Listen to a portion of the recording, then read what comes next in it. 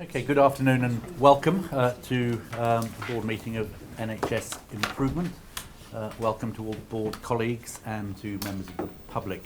As colleagues know, this is a meeting held in public, not a public meeting, and we welcome questions from members of the public on matters in the agenda of the public session, which we will endeavour to respond to. I think we have no apologies at this meeting other than Laura Carstensen, who called in at 3:30 this morning sick, so I can only presume she was up and around being unwell at that time in the morning, so I've wished her well in a note back. Do we have any declarations of interest that are not already declared and in the registers of interest? Are there any items that colleagues would like to unstar from the public agenda that are currently starred? Thank you. Minutes of our meeting on the 24th of July. They're a fair record, 28th of July. Seems a long time ago.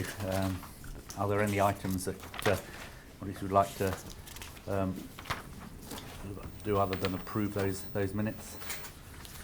And the matters arising and the good action log of matters arising, I thought most of which were either on the agenda or we're making progress in completing. Is there anything that colleagues would like to raise on matters arising? Just to confirm, we have contacted Peter Wyman, the chair of CQC, and he will be coming to a future board meeting, and I've equally asked Malcolm Grant and Simon to come from NHS England, so I think that's good progress.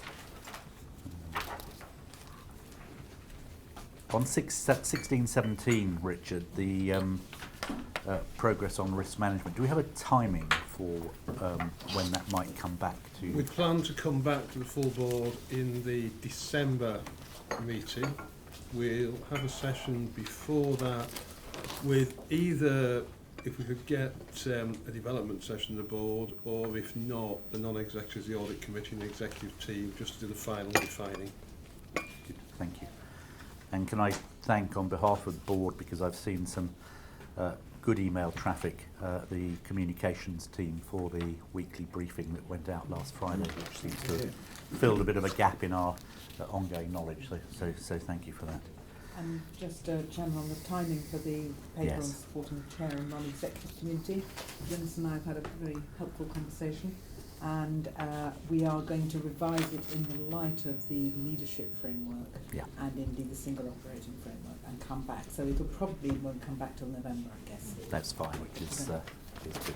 Well, thank you for that, and thanks for continuing to make progress on that as we try and make sure that we are carrying out the minimum amount of appropriate oversight in the system and allowing the system to breathe from the amount of regulation that it has within it. Jim? Yeah, I think you can see from the agenda it's incredibly busy at the moment, so I'm not going to spend too much time talking this afternoon. We'll cover most of the business during the agenda. I think what I would say is NHSI is starting to feel like it's taking shape now. I've had a lot of really good, crunchy discussions in exec team, listening to staff recently about things we need to reflect on and act upon in terms of developing the organisation. You can feel quite a lot of energy in the building now compared to the summer months as everyone was going through the tricky change process. So I think it's starting to feel like it's building energy and momentum, which is really important because, as you'll see from the agenda, we've come back to a really busy period, and the service is struggling obviously with increased demand, but we're also trying to deal with the complexity of landing this year's money, pulling forward a planning process, which we'll touch on later on. So for the first time ever, we'll agree plans before Christmas and for a multi-year period, which is really quite tricky but important. And all of our systems are really trying to plan for the long term through the STP process. So look forward to the discussion about that later on. It's a really big thing we're trying to pull off, and very, very complex.